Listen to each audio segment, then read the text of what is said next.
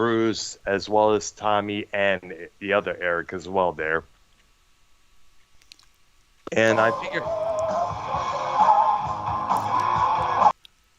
What happened? I don't know.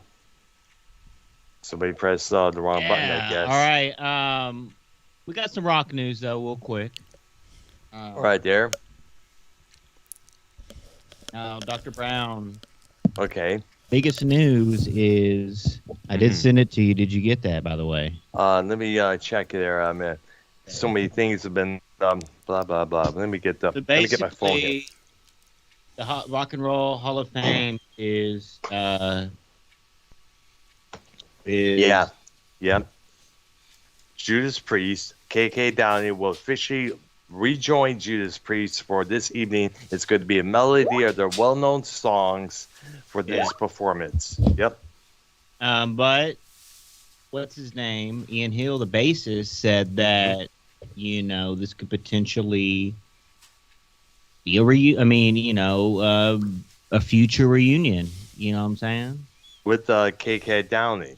Right. That makes I'm not right. I'm looking at the headline right now. It might kickstart something.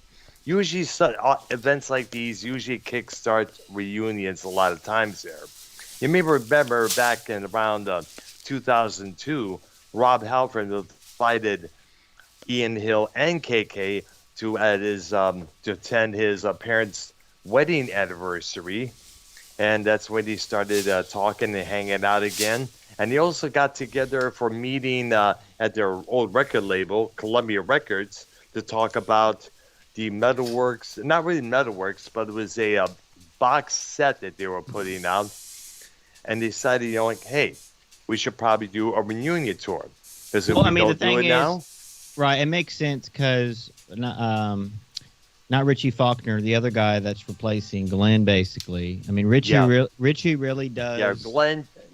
Richie does Glenn and KK's parts. He really does like 85-90% of the of the stuff, Yes. But it'll make because that other guy, what was his name again? Andy Sneap. Yeah, Andy Sneap. He's like a producer as well. Like he has a real, you know what I'm saying? So look, I mean, we'll see what happens. I mean, this Rock and Roll Hall of Fame thing, it's going to be. I don't think it's going to be live. I think they're going to record it, and that's what it's saying. They're going to present it later, but we'll see. That's how they usually do it at times there, yeah. But they're going to do a medley, so obviously they're going to do, Hellbent for Leather. What songs do you think they're going to do medley-wise? Well, they'll have to do Breaking the Law, of course, Living After Midnight, obviously, there. I think they'll throw in Green Man Alicia as well because they said they're going to get 8 to 9 minutes of medley, so it's going to be, probably 1 to 2 minutes on each song. We figure obviously the big three radio hits, maybe Headed Out to the Highway. Got another thing coming. I mean, look, Alfred's doing Screaming for Vengeance on this new tour, so they might be doing Screaming for Vengeance, one of the big tracks like that, but it's good. I mean, look, no one's bad-mouthing anyone, so that's a start. That's good. I mean, originally KK, it was going to be KK kind of started it, I heard, but really when it boils down to it, it's a lot of, Sharon Osbourne is Ozzy's manager, but it's a lot of these people's managers that are the sour ones that you don't want to make things happen. Exactly. We'll even discuss this. We're going to have to just split this up in tomorrow too for the Kiss stuff because even the Rock and Roll Hall of Fame with Kiss, it wasn't. It was a long time for them to get into. Well, no, I'm saying I'm saying they had issues. It wasn't the original. Yeah, Ace and Peter didn't perform. They didn't have no performance. Exactly. They just accepted awards and that was it. But we'll get into that, the beef with Kiss and all the members and everything later. But on this KK thing, this is big. This is good stuff. So we'll see what happens. This Rock and Roll Hall of Fame. It's confirmed they'll be in. Good. Obviously they're going to have to promote that for if KK does join Priest again for live touring, because they're working on a new record. It'll be out probably in 2023, 2024, but they're gonna have to promote that as KK's back in the band, and Yeah. they can't just throw him in on a tour they're already having with Andy Sneap. Andy Yeah. Sneap already rehearsed and all. You know what I mean? It's kind Exactly. of thing. So we'll see. Unless they, It's unless they can exciting. they keep Andy Sneap and add KK back in and have it keep Priest as a six menu like Iron Maiden did. That'll be interesting. Yeah.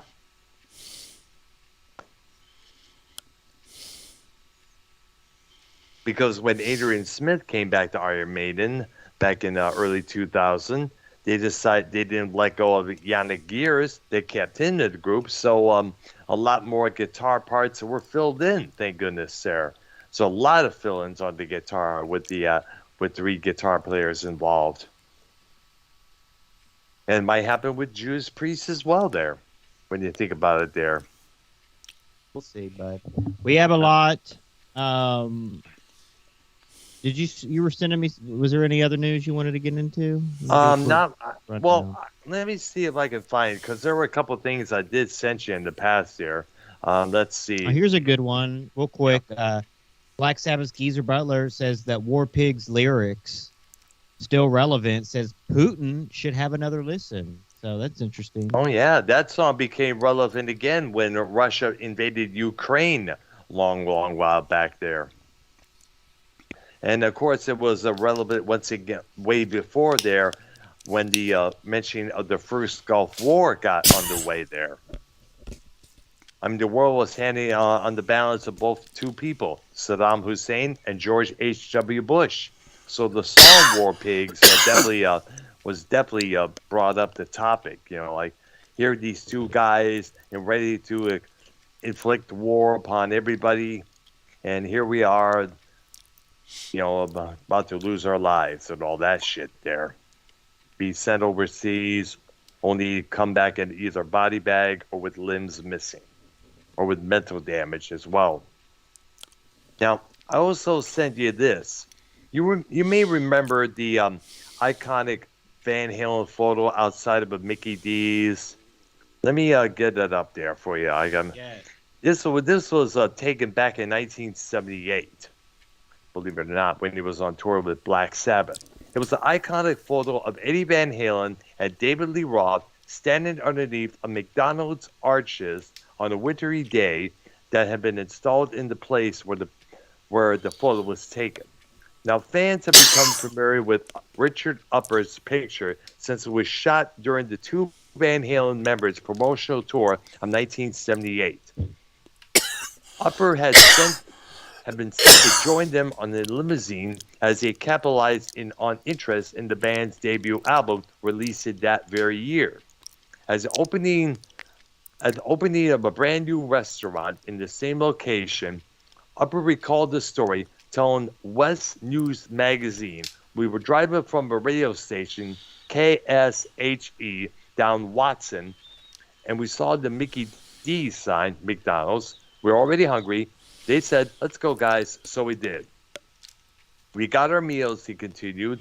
"We were walking back to the limousine. I looked up to the sign. I said, 'Eddie, we can't leave without taking a shot of this with you guys.'" He's rubbing through his bag trying to eat because he's really hungry. He and Dave get the picture down right underneath the sign. "I take a lot of pictures. This was the best one," he said.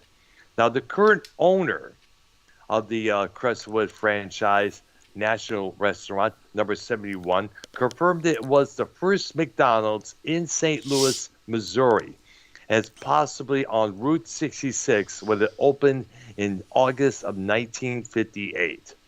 Nolan Rhodes explained that the original building had been replaced soon after the Van Halen and Roth visited that place. That building was recently knocked down to make way for a state-of-the-art establishment with the famous picture now on display. He added that there was another point of local interest. That's how he met the photographer said that's how he met his wife and became a proud father of 4 children. Yay. So that iconic to commemorate Eddie's passing 2 years ago this month, and also to commemorate the legacy of Van Halen, as we did a couple weeks back on one of our shows there. They decided to post that picture up as people could eat their Big Macs, their milkshakes, their French fries, and look at that photograph and realize, gee, Eddie sure loved these Mickey D's there. I guess you could say. Huh. So obviously, so that photo is now it's now iconic, very iconic. Exactly. Huh. Okay, so let's get to the main subject here. Unless you have anything to report on, YR? We're good to go. All right, good. He's Tonight off we're in going the to be distance. What's up? He must be off in the distance. Again, yeah, I see you here there. So, we know who the heck Kiss are. It started, I believe, in New York City in the early 70s. They yep. As the band Lester, correct? Wicked Lester. Wicked, yes. They recorded an album that never got released, unfortunately. They decided, basically put together a new band, come up with new gimmicks. Each one wearing face paint of their own design to match their own personal personalities. Gene was into monsters and demons, so he became the demon. Ace was into science fiction and that, so he became the spaceman. Paul Stanley saw himself as a star child, so he became that. And of course, Peter Criss saying that he felt like he had 9 lives, so he became the Catman. So they released their first record, I believe, in 1974. They signed with Casablanca Records. They're releasing a couple other albums, Hotter Than Hell, with that iconic, story behind the photo shoot. We're going to start with the first album. Mm-hmm. Okay. All right. Which was self-titled Kiss, correct? Yep. Correct. 1974 was the year on that one. Yep.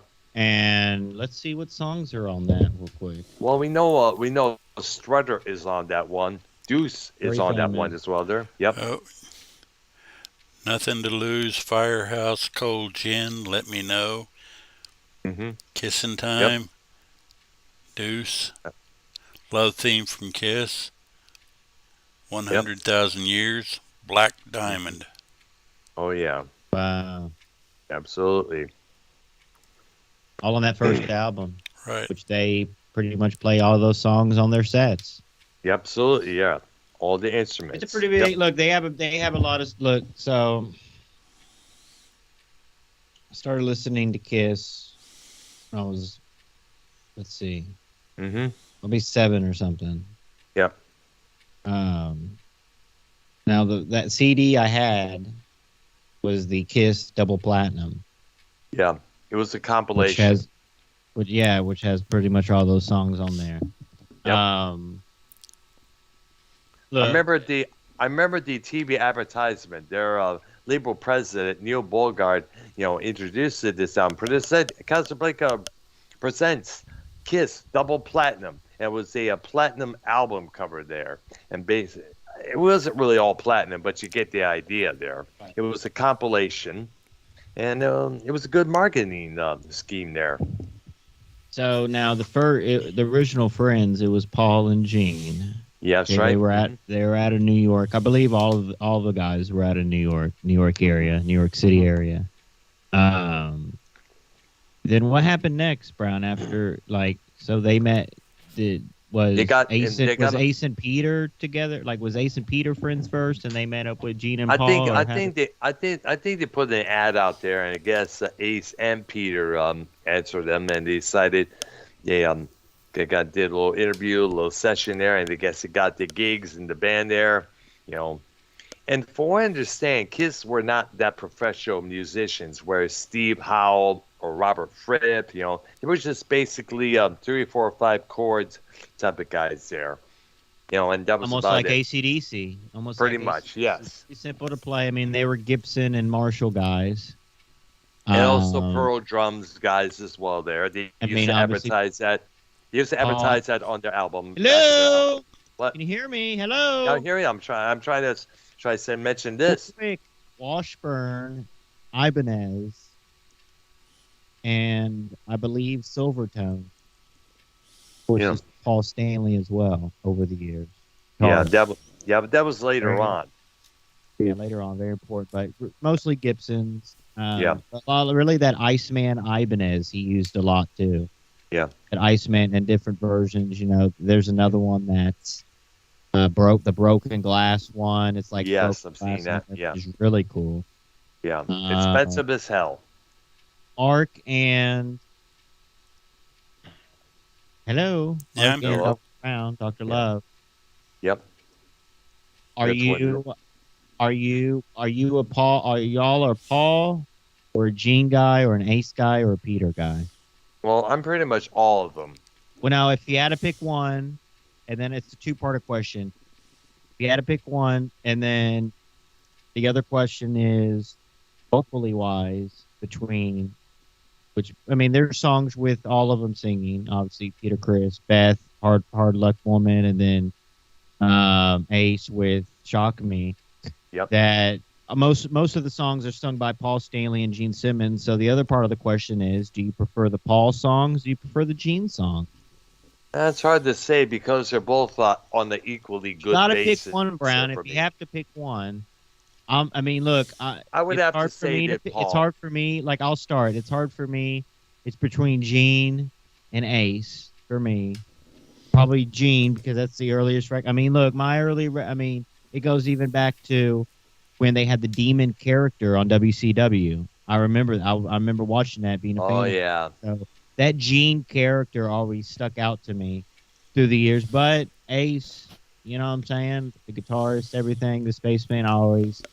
But I prefer the Paul Stanley songs over the Gene song. Gene did a lot of, Gene did the classics as well, a lot of classic Kiss songs by Gene, but Paul, that's my personal opinion, honestly.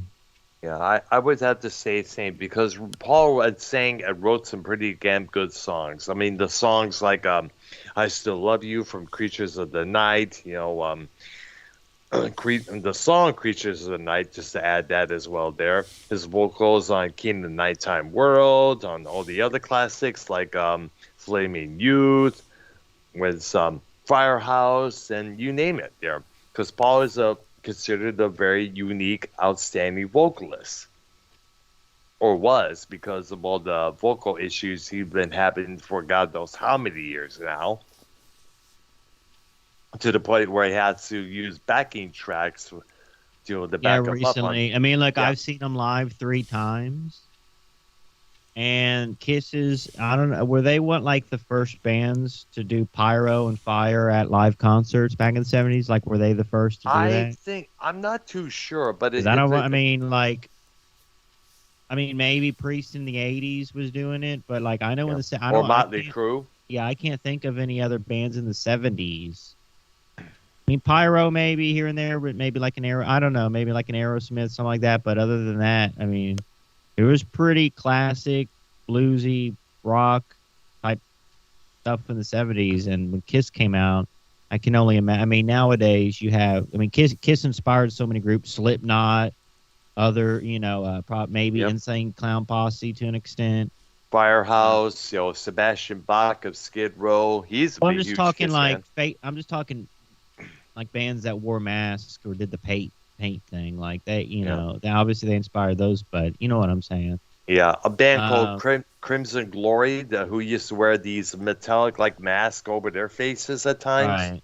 I mean, everyone copied off of Kiss. Like no one else did the face paint. No one else did these costumes. No. Correction on that one. The some of the face paint credit belongs to Alice Cooper because remember he was doing that stuff back in 72, 73 before Kiss arrived on the scene. Really? Yeah. Look up albums like Ark, is he right about that? Yes, he is. So Kiss stole. If he hadn't Alice said it, I would have.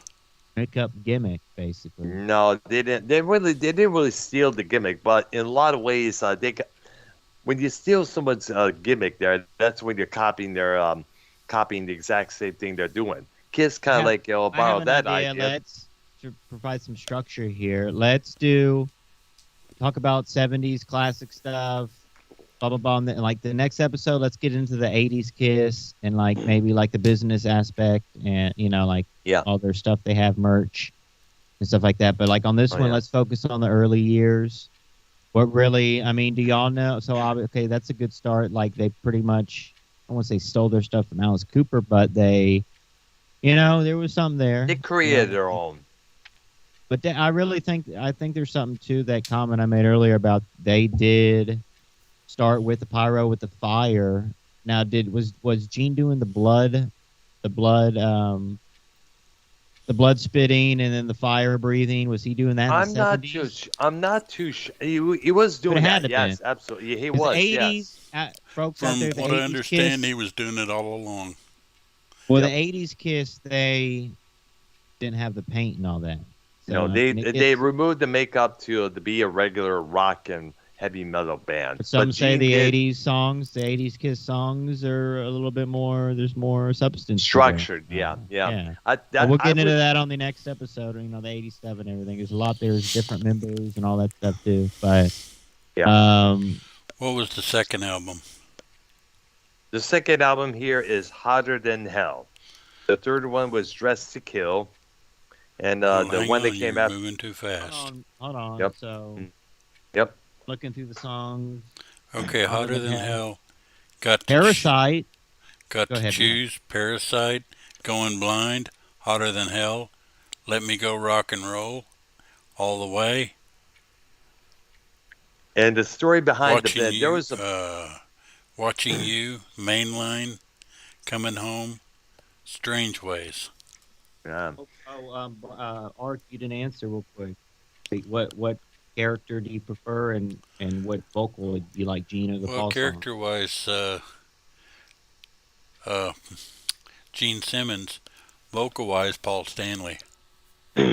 Absolutely. Very good. And actually, Gene Simmons is a person I like pretty well, too. Exactly. He's also a good actor. He's made appearances in Miami Vice. He had a role in the movie Wanted Dead or Alive with the late Rigger Halter.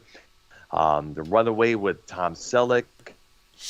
And also he did other movie roles just as well there. He was in the movie Trick or Treat. Did you ever watch, what was it, Crown Jeweled? Family Jewels. Family Jewels, I did, reality show. I did saw that a couple of times there. It's almost like the Hulk Hogan one. Except Itson's much better. Yeah. Now, Gene, he was on Deal or No Deal. Yeah. Donald Trump. Yeah, that's true there. Right? No, not Deal or No Deal. What was Donald Trump? Celebrity Apprentice. Apprentice. Yeah, right. Absolutely. But we'll get into all the business stuff with all that on the second episode. There's a lot there. Plus the 80s. Yeah. But looking at Hotter Than Hell is a good one. And the bottom line, I got to throw this in there. The story, there was a big... The photo shoot for some of the back cover images of the album there with lots of different females, that was actually kind of turned into a kind of an orgy. Everybody was drinking except for Gene, of course, because he doesn't do that. But everybody was like, having this little orgy-like party, and there were a lot of outtakes from that album, believe it or not, that never made it in. If they were to release that album, Well, I think they were way ahead of their time because. Yep. I mean, maybe people might see them like as cartoony or whatever. Yeah. But you got to think in the 70s. I mean, it was kind of hippy dippy-ish, and when this darker, Sabbath was already out, Priest was already out by then, but Priest didn't.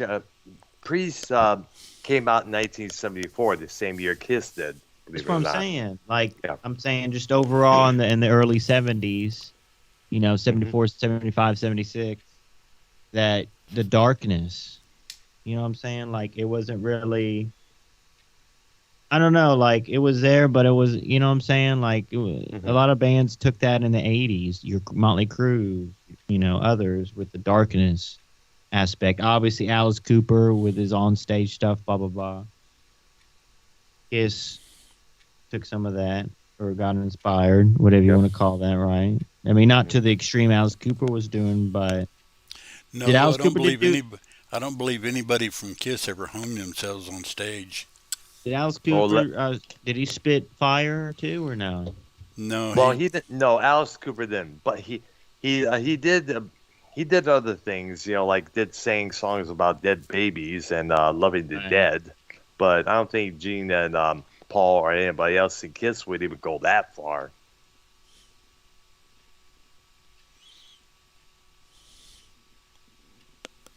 It's a little hotter than hell for y'all right now. You ready? All right, there. Yeah. Come on! Wake up here, guys. gotta be careful that we don't get a strike. I know. I was gonna say. Well, we'll talk, so it's fine. So, we'll quick.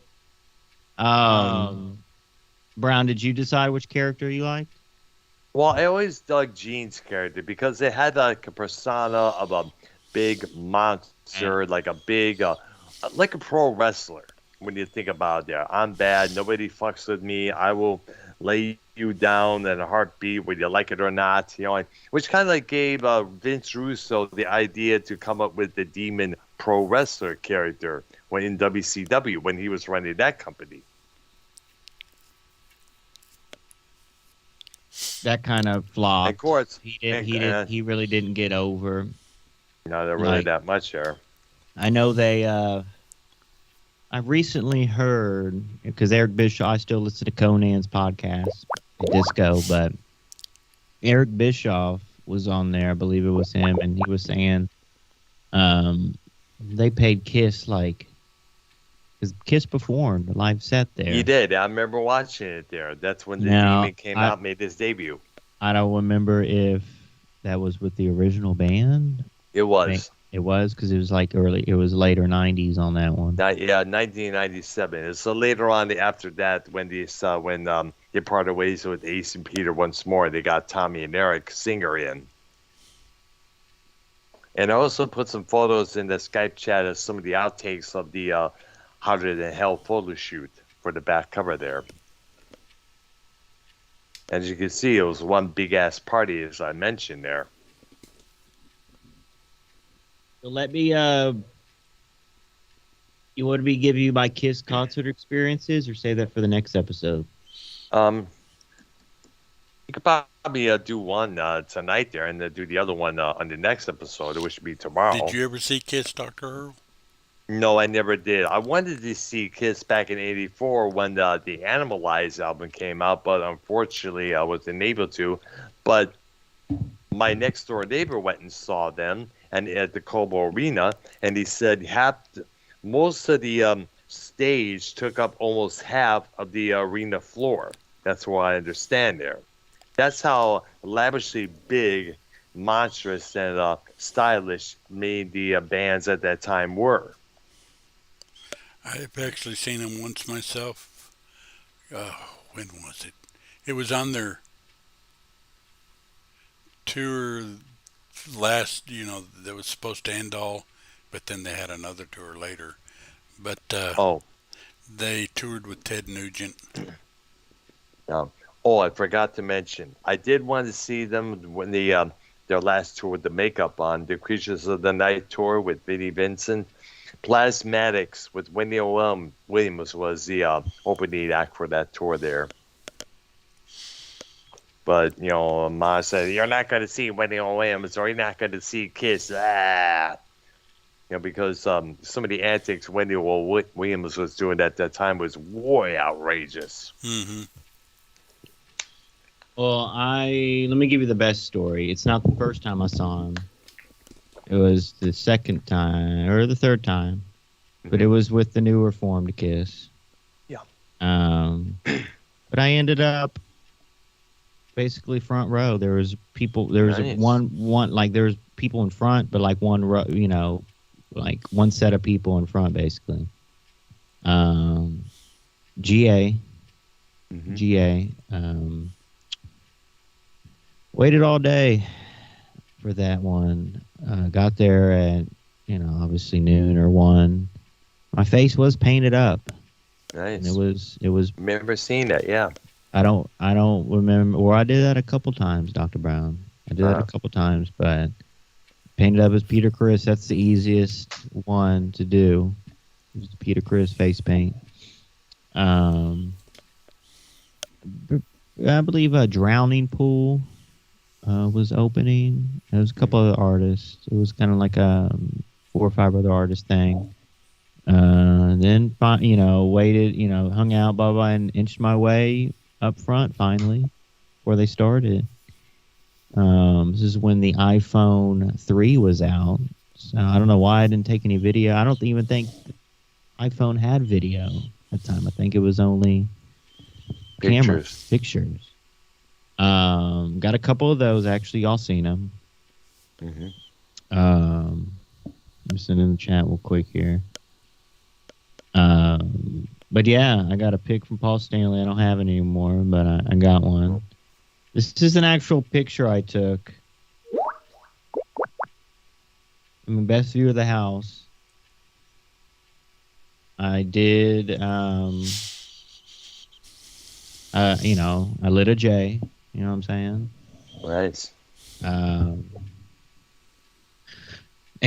by that time it was nighttime. They played the whole thing, blah, blah, blah, blah, blah, blah. You can't really beat that view, and you know what I'm saying? Yeah. That's why I never really tried to go see him again, because, you can't really beat that.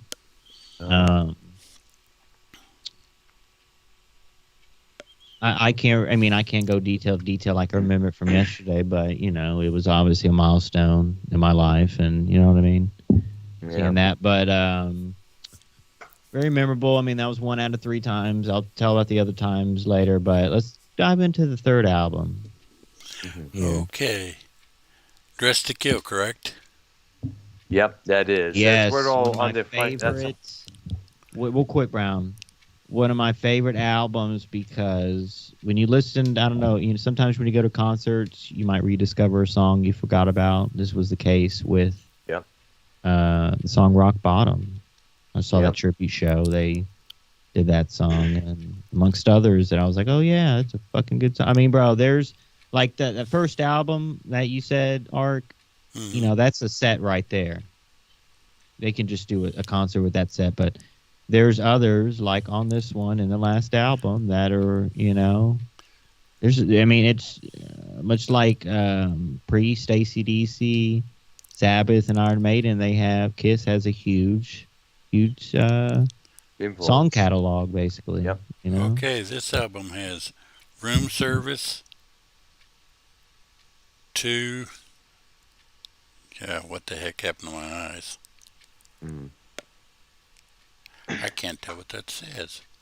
2-timer. Ladies in Waiting. Getaway. Rock Bottom. Come On and Love Me. Anything for My Baby. She. Love Her All I Can, and of course the infamous Rock and Roll All Night. Yep. So did Destroyer follow this one? Yes, it did. Actually, the first live album. Real quick, She is a very, very there's a lot of songs that are almost like an acoustic or a cleaner guitar sound intro, and then they go into there's a few songs that Kiss does, and She's one of them. An acoustic intro. I Want You was. Dun, dun, dun, dun, dun, dun, and then obviously, I Want You from Rock and Roll Over. Well, listen, Brown, we're going album by album, one at a time. You can't be skipping over like that, please. We're gonna get to Rock and Roll Over, but this Dress to Kill album. What do you think about that album cover with them in the suits? It was kind of, I guess, pretty cool. Well, yeah, kind of think about it. It kind of matches the unique when you look so fly in the suit. You're like, ooh, you so dressed to kill. That's what you usually get. That's usually kind of response you usually get. Man, I think that's probably the kind of attempt that they're going at there. It's with a title like Dress to Kill. You might as well, hey, let's put them in suits out on the street corner there, and there you go. And I guess so what the Kiss did, he decided to celebrate the anniversary of the album by coming out dressed with their makeup and in suits, performing that whole album in its entirety.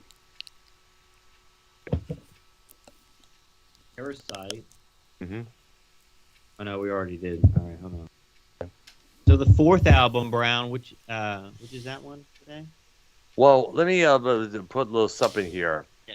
The fourth album will be Destroyer, but let me keep this in mind. In between those is where they recorded it at Cobo Hall, Kiss Alive. That album will become one of the most landmark live albums next to Piet Frampton Comes Alive. Real quick, so Destroyer's the next one. That's probably the most popular. I mean, that's possibly my favorite. That's like their most popular album, probably. Yeah, the big. Yeah, probably the big one there. And it came at a good time because Casablanca was questioning that they were because before the live album was released, the 3 records that they put out before wasn't really doing that much there. Right. So they were kind of like struggling at that point there. Then they book a gig at Cobo Hall in Detroit, Michigan. And the back cover, as you can see, 2 teenage boys holding up a Kiss banner that they made up. And years later, those 2 boys would run into Kiss at the reunion show when they played in Tiger Stadium in 1996. Which, Why did you never see Kiss? I don't know. Like I said, I wanted to, but the circumstances at that time prevented me. But you know what? I wish I would have. Now, when I look at the footage from the Cobo Arena show from 1984, I said, "Damn, I should have seen that show." But I would have preferred that because they didn't have Ace Frehley on that one, so. Yeah. Well, the Creatures of the Night tour didn't had Vinnie Vincent taking Ace's place, and from what I understand, that tour was a bomb. So, Rock and Roll All Night is probably the most popular, famous song, but I would say Detroit Rock City would be their right up there on the second. Would you all agree on that? Well, yeah, actually, that's my favorite. Well, actually, look, there's a hidden detail about that song that, now, if you listen to the lyrics, it details a guy heading down to the Kiss show. He's drinking, he's smoking, he's going way fast than every other car was. He all of a sudden he runs into a truck and dies instantly. Listen to the lyrics and I'm talking about that. And of course, the song ends with a massive car crash. And the beginning of the song starts up in the diner with a news report saying, in Detroit, a Pontiac youth was killed on its way to attend a concert. The driver of the truck was reportedly not injured. The song was about a car wreck, and I believe it was about people going to a concert, though, driving to a concert. Is that? Yep. Have you ever heard of that one or not? That's what the story was, but it was just one person, not a group of people there. And I guess what I understand, the members of Kiss heard about that and they felt bad, and they kind of wrote that song in a homage to that guy, while also paying respect to Detroit for embracing them. Because you look at the back cover of Live, the first one, Cobo Hall is packed. Lots of people, no empty seats anywhere. So Detroit, Michigan really embraced Kiss like they embraced the Jay Giles band. So definitely, when I remember, go ahead. Art. Mm. Art, have you all seen that movie, Detroit Rock City? No, I didn't. No, I haven't. Oh, you gotta see it. You know what I'm talking about? Yeah, I heard about that movie. A bunch of kids, who want to see Kiss live. It takes place in 1978. Good. Yeah. And there was one of the teachers, I understand, was like opposed to this in them seeing Kiss because they regarded as demon worshippers. In fact, there was a rumor that was around the rumor mill saying that the words KISS stood for Kings in Satan's Service, which we all know is not true. But then again, that's how most parents and Christian fundamentalists were regarding that stuff there, saying that, they're demon worshippers, otherwise they wouldn't look like that, blah, blah, blah. Look at the back cover, look at the cover of Destroyer, everything's in flames, blah. But then again, they were doing that to everybody else, including Black Sabbath and Emerson, Lake and Palmer and Led Zeppelin. Yeah, y'all got to watch that movie, though. It's really good. Right there. One movie I advise you not to watch is Kiss Meets the Phantom of the Park. Ark said it best. Well, do you consider yourself in the Kiss Army? Well, not really that much. I mean, there were no. I was more of the Kiss Army in the 80s there when they took the you were makeup never off. Y'all were never bro, because Eddie Trunk is amongst others, bro, y'all were never huge Kiss fans, No, I liked their stuff, but I wasn't a huge fan. Same here, yeah. I mean, it's one of those things that I liked them, but I liked other bands better, that sort of thing. As well, yeah. I was the same way with me. Back around the early 80s, I was big on Black Sabbath before I was on Kiss. In my teen years seeing Kiss and they're doing their thing, that didn't shock you, oh my god, dude, what it, you know what I'm saying, that never. Well, yeah, but it didn't. I mean, it didn't shock me or anything. It was okay, this is different. Yeah, it is. Yeah, the first time I saw any heard music from them was on a thing called the Paul Lynde Halloween Show.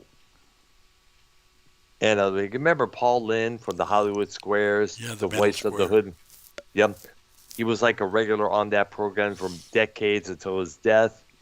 And let's not forget, he was also a voice actor on many Hanna-Barbera cartoons, including the Hooded Claw in the Perils of Penelope Pit Stop. But Paul Lynde had his own Halloween special there. And Kiss was one of the artists performing him on that show there. And you know what? I enjoyed it like crazy. I liked it. I liked this group there. They sound pretty good there. Well, and then later simple on, songs. It's simple songs. It's, some might say it's cheesy or campy. It's Ark's word, but it was simple. It was. I mean, it's rock and roll. It sounded like, you know what I'm saying, it's a good classic rock and roll. But that's not what it was about. It was about the stage show. It was about. I mean, really, a big thing was, who are these guys behind this paint? That was another thing. What do these guys really look like? Obviously, in the 80s. Yeah, that was a big thing. That was another big thing. People wanted to know what they looked like underneath all that. And whenever they went out in public without the face paint, they would cover themselves with bandanas around there. They're kind of like the mask that COVID mask. So, we'll get into. I know you know this story, Brown. Yeah, we have to mention him. Mm-hmm. That person. Speaking of, who are these people? What do they look like? About that time, but I believe it was after they revealed their faces. Yeah. That imposter, that Peter Criss imposter. Oh my God! I remember him. You know what I'm talking about? Can you tell the story for the people? Yeah, the story is a dude named Chris Dickinson. He was, apparently the story was, he was homeless at that time there. Tom Arnold, the actor who used to be with Roseanne Barr years before that, he was a Kiss fan, and he thought that was Peter Criss. And then later on, the Star magazine printed out that Criss was a homeless, and it turned out, and it was all bullshit. Because I look at this guy, and it's this does not look like Peter Criss. Eventually, Chris Dickinson and Peter Criss would be on the Phil Donahue show later on, and it's why couldn't you impersonate somebody else there, And apparently his resemblance to Peter Criss was what got him in that position there at times. So it was one of the funniest stories out there when you think about it. But, it's It often some like shit like that often happens when you resemble somebody out there. Like I remember I was that at some flea market back in Taylor, Michigan, and people were asking me, "Are you going to put me on your radio show?" It's like, "What? What radio show? Aren't you Howard Stern?" Fuck no. Oh, that kind of shit often happens a lot of times when you resemble a certain individual. Okay, my suggestion is let's do studio albums and then get back to the live ones. All right. So I guess the next one's Destroyer. Yep. Great album. Okay, Detroit Rock City, King of the Nighttime, Nighttime World. God of Thunder. Okay, are you doing it or am I doing it? Great We're both Expectations. Okay. Flaming I'm Youth. interrupting people, Brown. Go ahead, Art. Sweet Pain. Jesus Christ. Shout It Out Loud. Beth. Do You Love Me? And then on mine, I've got an untitled outro. Yeah, it's called a Rock and Roll Party. That's what it's called now. Beth on, and this will be the next topic. Good segue. Was Beth on the Peter Criss solo when they did the 4 solo albums? Was Beth on that one? No. Was Hard Luck Woman on that one? No, the Hard Luck Woman was on the later album, earlier Kiss album. Let's dive into when, why, how, what's the reason, why these 4 solo albums, what year was that? And it came out in 1978, and the story is that, Ace was getting disgruntled, with being with the band. He wanted to do a solo thing, and they're like, "Don't leave the band, Ace. Please don't. Hey, let's all do solo records and put them out simultaneously, all together there." And apparently, it was a big bad idea. Bad idea. Yeah, I don't think any of them did well. Exactly, it was like a joke. So what songs out of any of them are? The only one I remember was Paul Stanley's "Do You Really Want Me?" I think it was called there, because he performed that track from the when he did that brief solo tour. Do You Love Me? Do you? No. Okay, so different. That was different. Yeah, exactly. He performed it. "Do You Really Want Me?" Or I forgot the title. It's been so long, but that song was performed during Paul's brief solo tour in later 1988 when he played the Ritz in Roseville on Friday and Saturday. And pretty damn good show there. Yeah, I did have that. I remember in elementary in 4th or 5th grade. I did have I was obviously a replica, but it was a lunchbox. It was one of those aluminum lunchboxes of of those 4 faces of those albums. It was pretty cool. I had that, but all right. So no really songs. I wonder. That was interesting though, right? No group. Yeah. See, no group has ever done that, and obviously it was a failure. But there's so much here because it's when you listen to the songs, it's like, all right, like it ain't like I mean, the solos they're cool. Ace really solos everything. It's another one of, I don't know if y'all mentioned last week, but Paul Stanley is another one of those guys that played guitar and sang. Yep. Right. Yeah, absolutely. So there's just so much here. Obviously, we're going to get into their later years on our second episode. But what's that album after Destroyer? Well, I think it was Rock and Roll Over. Rock and Roll Over. Mm-hmm. Let me go down the song list on that one. What year was that? I think it was 1976 or 77, I believe. Oh, very nice. 1976 or so. And they pretty much came out with an album every year? Pretty much. That was the thing while. back then. That was the thing back then. Artists had whether it's Aerosmith or Van Halen, came up with albums each year. It was an album tour cycle that they were repeatedly on at that time there. Right. Now, okay.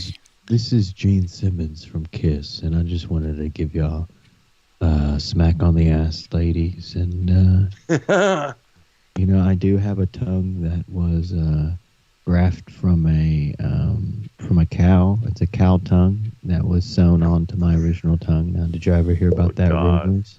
Did you ever hear about that?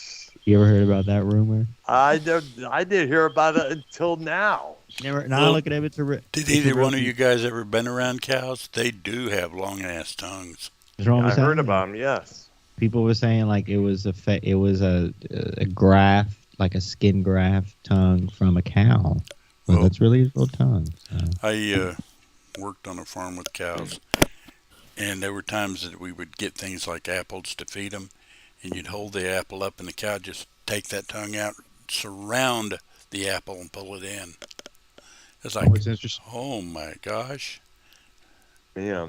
It's interesting to see, and I don't think no other teams has this with their classic players. But when you watch these Astros games postseason, every time so far, Craig Biggio and Jeff Bagwell have been behind home plate. Wow. In the seats every time. You can see with their wives, obviously. But yeah, it's pretty cool. They were doing that in like the 2017 season, but this year, the 2022 Astros, I believe it's their greatest team that they've ever had, better than the 2017. But that was a quick sidebar. So we'll quick rock and roll over. We need to discuss these songs. Okay.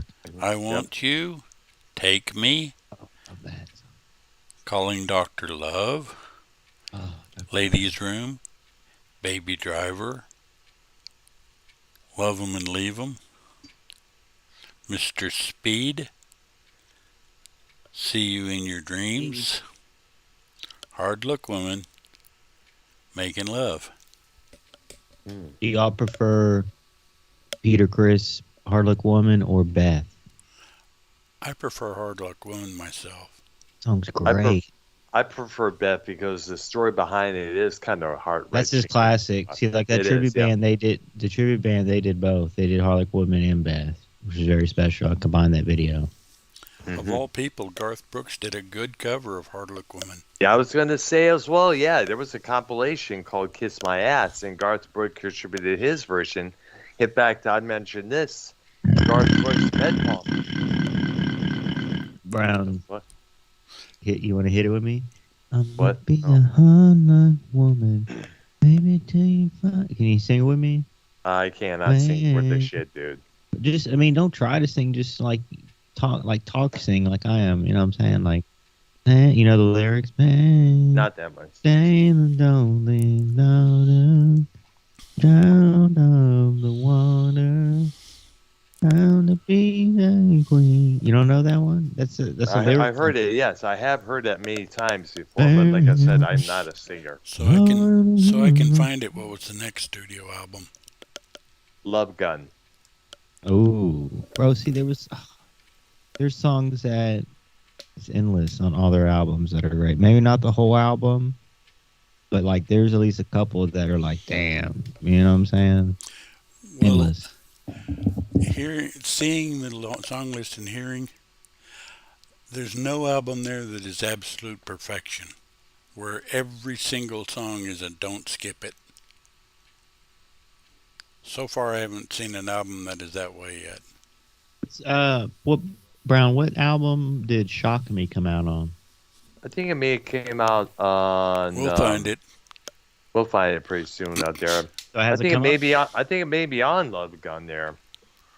We'll find out. All right. It is actually. Never mind. Yeah. There you go. A sneak peek. Yeah. Because I remember my first favorite version that was on the Alive 2 record that soon followed.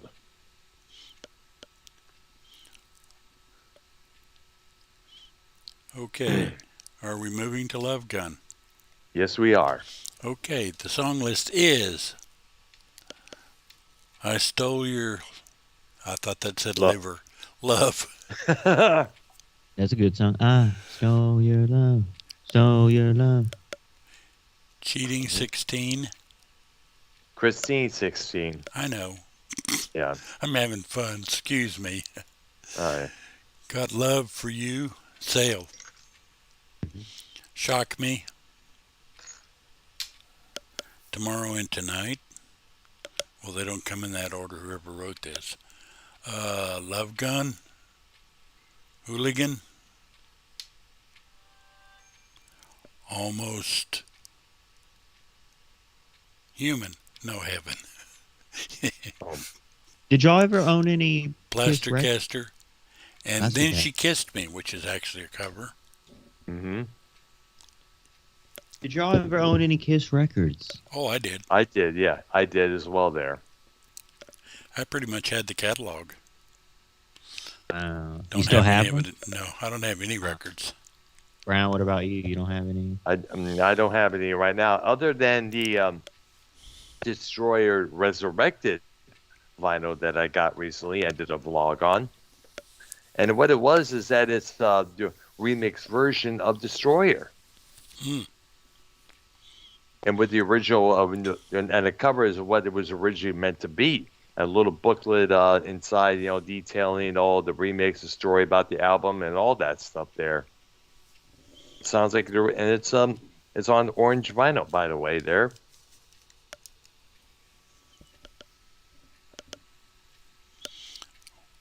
What's the next studio album so I can be looking for it? I think the next studio album will have to be Dynasty. Think. You're supposed to know. Yeah. Well, it is Dynasty to be exact. There, the one with "I Was Made for Loving You," that disco hit they Okay. did. You're giving it away. Brown, you got to know this stuff, man. We're having fun with you, Dr. Brown. I know. Yeah. But are we done with... Done with the albums. the one we just We got did? more. Well, I know. Well, We're yeah, done. we did. We're done with Love Gun. That's for sure. There. Now we moved on to Dynasty. I Was Which Made came out. for Loving You. 2000 Man, Rolling Stones cover. Mhm. Good one, Mhm. actually. Sure Know Something. Good song. Dirty Living. I thought it said Dirty Liver. Charisma. Magic Touch. Uh-huh. Hard Times. X-Ray Eyes. Save Your Love. Probably a good thing I don't have X-ray eyes.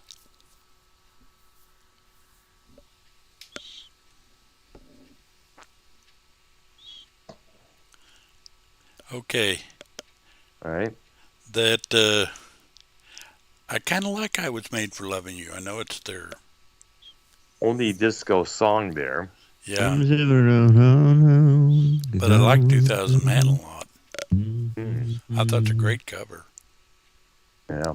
Yeah, I but gotta check it out they myself probably there. did when they toured at that year. They probably only did "I Was Made for Loving You" because that was the charting hit, correct? Well, it was. I believe it did. Yeah. It kind of did. Yes, I remember getting the single of that song for one of my birthdays that same year there. And then we move on to one of their floppy albums from 1980. The first one without Peter Criss. Does it have a name? Yeah, Unmask. Oh, is that where we stop, or I don't Well, know. we need to talk when, where, how. Like when? Tell us the story, Brown. When did they officially unmask as the original group? What Well, year was that was that? for it. On That a was talk in show? 19. That was in 1983 on MTV on the late Sunday night. So That's when, there was still some albums in the '80s with the original four in the early well, '80s. except for Creatures of the Night. There was only one album in the '80s with the Well, original four. yeah, and well, not necessarily the Peter Criss didn't play on Unmask, and Eric Carr took over Peter Criss's place on the music from The Elder, Okay, and Unmasked, when did that come out? 1980. Okay, then this is a good stopping point for All the right. studio albums. Mhm. Then I want to get to the 2 live ones. Oh, actually, there are more than a few too. Okay, 3 live ones. Let me look on the list here that they have here. Let's see. They have a total of 9 live albums. But we're talking about What? the ones in the 80s and before. Yeah. I see there. Okay. Let's say so. Unmasked, first album without Peter Criss, because he was let Brown, did go you at tell that the story? time. Brown, did you tell the story when they unmasked and all that? Yeah, I just did. Yeah, they unmasked themselves. It was Gene and Paul. Yeah, but Vinnie wasn't it Vince. on like a Jerry Springer show or some Phil No. Donahue or? No, Jerry Springer didn't exist at that I'm saying, time. was it on a TV show or something like a It TV was talk on- show? No, it was on MTV. It was about 11 p.m. Eastern time when J.J. Jackson, made the announcement that Kiss had finally revealed themselves underneath the makeup. They showed Paul, they showed Eric Carr, Vinnie Vincent, and they finally saved Gene for the last. That's what everybody wanted to know what he looked like. That was the main one there. And that's when they did the interview. They said they would be touring without the makeup just as well there. And that's when they debuted the Lick It Up video as well. Into the live albums with Hold it. Art. Are we going to do Unmask and then go to the live albums? Yes. Yeah, let's do that. Okay, But is we're gonna that save the you? '80s. We're gonna save most. We're gonna save most of the '80s for tomorrow night. Though. Right. Yeah, Does definitely. that Okay. include Unmask or not? We're gonna Well- do Unmask tonight. Yes, because Yeah, let's do that. I was going to say, Okay, is that you? Shandy or Shandy or whatever? so. Shandy, Wait, hold yeah. on. Unmask was with the original 4, correct, Brown? Ace Frehley No. on guitar. yeah, Ace Frehley was on the guitar there, but Peter Criss wasn't. He was not on drums. No, he wasn't Okay. there. No. There was a lot of issues with him going at that time to the point where he apparently decided to leave or he got booted out. Talk to me. Mhm. That's the next song. I didn't mean, Naked City. What makes the world, and then I got 3 dots. Hmm. Oh. Romance. 2 sides of the coin. Well, is there a third? See So Everything. Easy as It Seems. Torpedo Girl. You're All That I Want.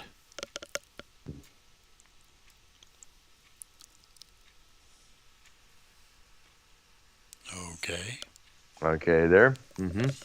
Shandy, I remember seeing the video for that, and such a poppy song, man, for crying out loud. Of course, at that time, Kiss had watered themselves down because a lot of young boys and girls were starting to get into them. A lot of their parents were taking them to see shows, and kids were like, "Oh wow, this is like better than the Super Friends there." So Kiss were like, we need to get back to the rock and roll band that we used to be there. But little did they know, and I mentioned this many times, that many of those little kids would grow up to learn to sing, play instruments of their own, and put together their own bands. And they have Kiss to thank for that.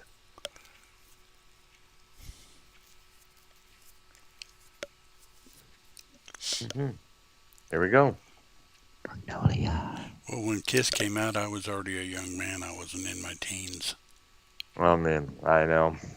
We're talking about, of course, we're talking about kids about 12 or 13 years old at that time there, who were discovering the very first Star Wars. Yeah. Okay. Want to talk about the Alive album? Absolutely. This Deuce. is the one that, Okay. this is the album that helped them put on the map. And apparently it came at a great time because both Casablanca and Kiss were on the verge of going bankrupt until Alive came out. Became a big hit. And put everything back into place where it's supposed to be, man. Brown, you got to change your profile picture on your thumbnail because you put the new Kiss. You got to do the original Kiss, brother. Come on. Well, I put different. I put different. Well, I put different. I have a tendency to put different thumbnails, like I did for Led Zeppelin and Iron Maiden. Were they the first to do that side to side guitar thing with each other? That dance move? I maybe so there. If I'm correct, that may be. Remember, Kiss was about putting on the show. And putting it out correct. Like that choreography. When all three of them are going side to side with the guitar. And yeah, I see what you're talking about. Yeah. I believe they were one of the first who did that, if I'm correct there. If I'm not correct. Well, I'm going to have to see that because there were some groups doing choreography in the 60s, notably Paul Revere and the Raiders. Yeah. And all those Temptations and Four Tops type groups. Except they didn't have guitars. Is that that's one of our future next week topics, the golden oldies? Yeah, and I want to get specific on that, but we'll talk about that in a minute. All right, there. And obviously around Halloween we'll do our spooky songs. Yeah. In like darker groups, maybe a Kiss obviously would be a Halloween group, stuff like that. So. Or better yet, you know what? I got a better idea. Let's talk about the darkest Halloween music that could be used for Halloween. What I'm saying. Yeah. And I got a list. I got a record label here that could fit that description. Like darker shit, well. like darker stuff, bro. Like obviously your stuff, your deeper stuff, but like, even you can consider like AC/DC and some of those songs, Highway to Hell. You can Halloween. Ish darker. But then again, that's too typical. I'm talking about. I know, but you know what I'm saying. You gonna bring in the deep stuff. I'm gonna put in the typical basic stuff. Okay, I will do that there. I'll definitely for shizzle. And I'll probably bring in the lighter stuff. Yeah. Yeah, like the oldie. You mean like Monster Mash? Yes. Yeah. It'll be good around Halloween, but. Yep. We're gonna take it back. We're gonna go back. Halloween's on a Monday, so we gotta figure out how to do that. We'll do it the week before that. Yeah, I'm thinking the same thing there. Yeah. Which is actually, I think, next week. No. Oh shit. I think it is. Yeah. I think it is. Okay, we'll discuss that tomorrow. All right, there, definitely. When we have a chance to look at a calendar. I mean, we can do. Is the oldies gonna be 2 shows or just 1? Oh, I figure it depends on how deep or what exactly you're talking about, because the oldies can take up 10 shows. Like you were talking about Paul Revere and the Raiders, everything from the 60s. We can separate. 60, yeah. We can future show after that. Obviously, British Invasion, but we can just stick with the American stuff, your Beach Boys, whatever, like the basic stuff. I mean, y'all have deeper stuff, but. Right. Turtles, everything like that, but box tops. But obviously you can put in your Motown in there too. But it'll be probably multiple episodes on that one. But we got to fit a Halloween in. Let's Well, we can do Halloween next Thursday because that's the what is today? Yeah, but today's Wednesday. Yes, Wednesday 19th, the 19th. It'll be the 27th next Thursday.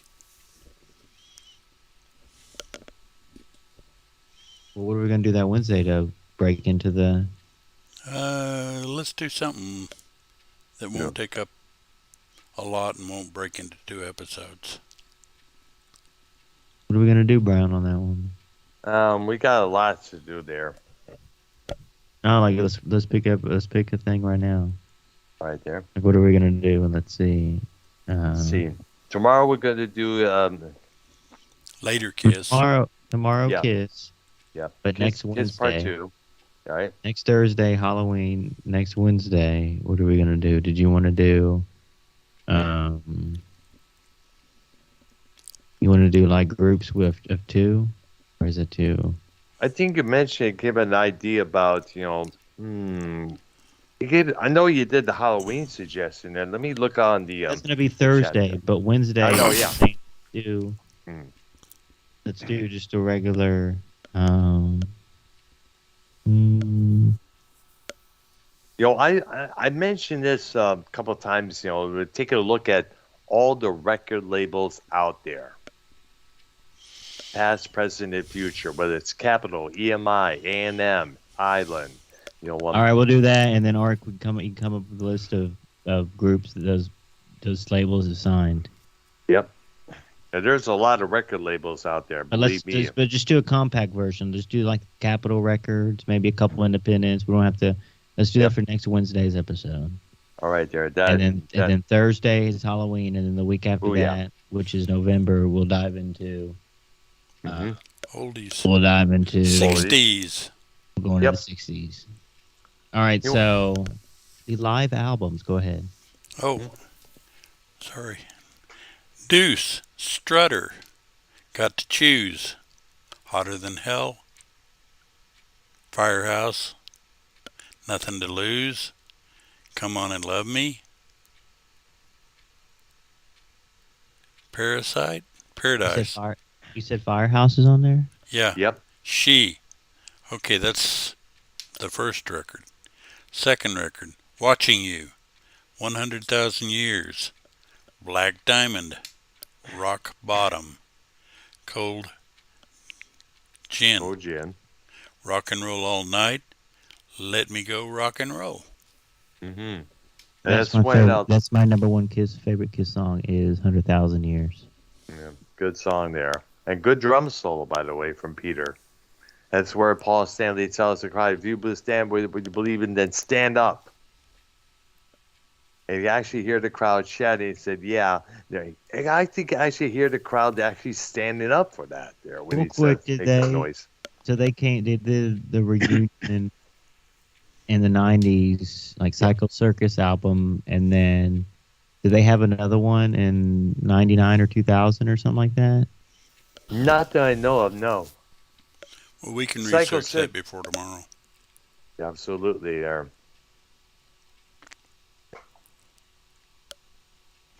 All right.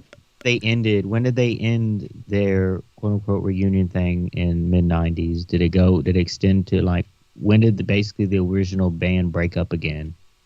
Well, I think it may have been broken up at the end of that first farewell tour, then around like 97 there. Yeah. I was pretty sure I saw the whole group. No, actually, it was 99, if I'm correct there, when they decided toward 2000. When I did see around that, yeah.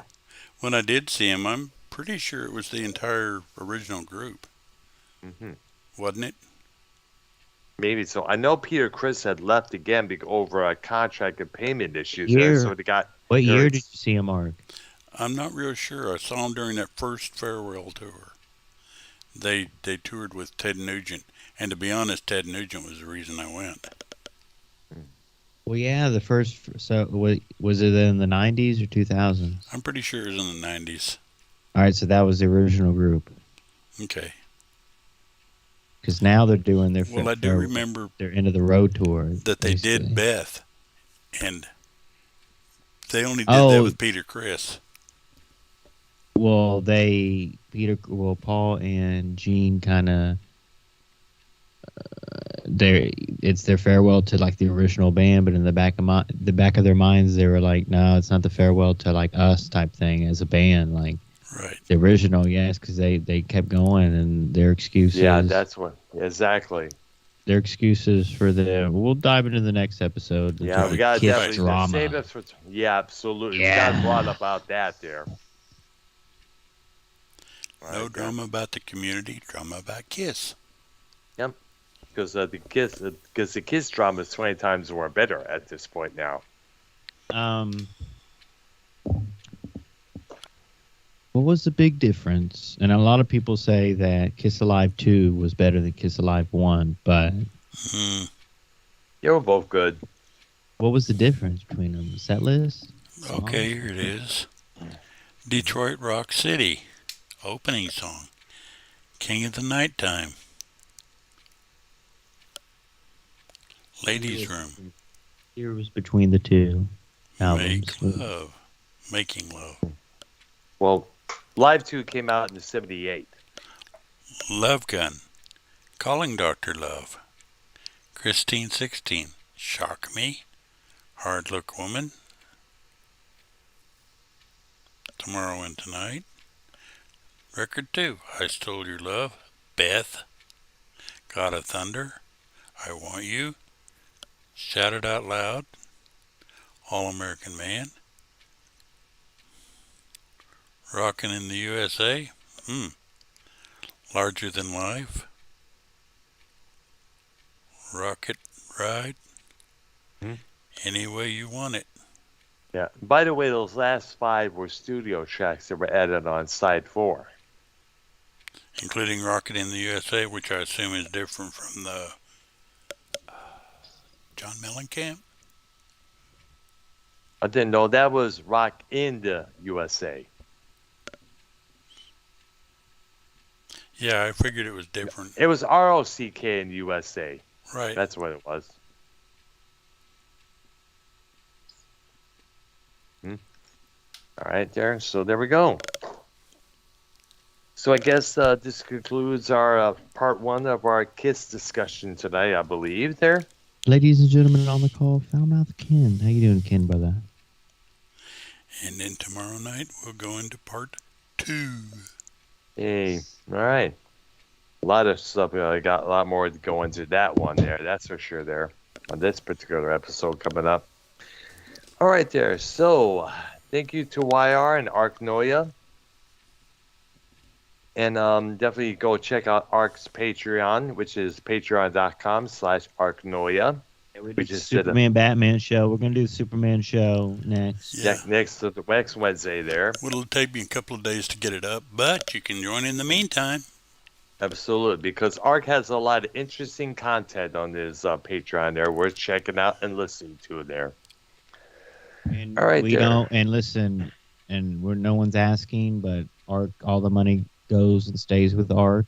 You know, we're just helping them out here. So Yeah, because I'm So- trying to live on Social Security, and believe me, Yeah. that isn't good enough. I see there. It's understandable there. and Ark is a veterinarian. No, veteran. Veteran, yeah. What I meant, I yeah. wished I had been a veterinarian. A vet, I mean, yes. Dr. That'd been Brown, cool, actually. Yeah. Dr. Brown, Yeah. would you like to serve your country? If I wasn't diabetic and I wasn't too damn old, I cannot see myself the other side. Private Brown, get ready to the. Come here, gotta take an insulin shot first. Oh, God damn it. You know, I don't think the sergeant or the commander would put up with that bullshit. Yeah, I'm diabetic, but it's actually under control. I don't use insulin. Like type 2, right? Yeah. I see there. All right, Sarah. So I guess that ends our program for tonight. And tomorrow you. night we'll be doing part 2 of our KISS discussion there. We'll be looking at the 80s and controversies between their members there. Right there. different members. Different members. Absolutely there. For Dr. Earl, YR, and Arknolia, we say say bye-bye bye. That time for now. All right there. All right there. All right. Look forward to doing it tomorrow, guys. Thank Yeah. you. All right.